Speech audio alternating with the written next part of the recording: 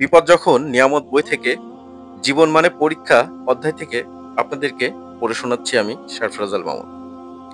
অমুসলিমদের চোখে দুঃখ দুর্দশা বেশ কষ্টদায়ক ব্যাপার, কিন্তু মুসলিমদের জন্য দুনিয়ার কষ্টগুলো হচ্ছে এক ধরনের পরীক্ষা, আল্লাহর সাথে সম্পর্ক আরো দৃঢ় করার সুবর্ণ সুযোগ। মহামহিম আল্লাহ তার বান্দাদের কখনো সচ্ছলতা ও কখনো সমৃদ্ধ দান করে পরীক্ষা করেন, আবার কখনো তাদেরকে পরীক্ষা করার জন্য বিপদের মধ্যে ফেলেন। মুমিন ব্যক্তি যদি বিপদের সময় ধৈর্য ধারণ করতে পারে, তাহলে দয়াময় আল্লাহ তাকে অজস্র পুরস্কার দান করবেন, তার পাপ মোচন করে দেবেন এবং জান্নাতের তার মর্যাদা বৃদ্ধি করে দেবেন।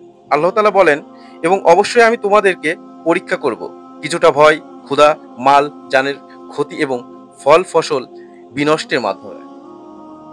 সুসংবাদ দাও সবরকারীদের, যখন তারা বিপদে পতিত হয় তখন বলে, নিশ্চয় আমরা আল্লাহর জন্য এবং আমরা তারই সান্নিধ্য ফিরে যাব।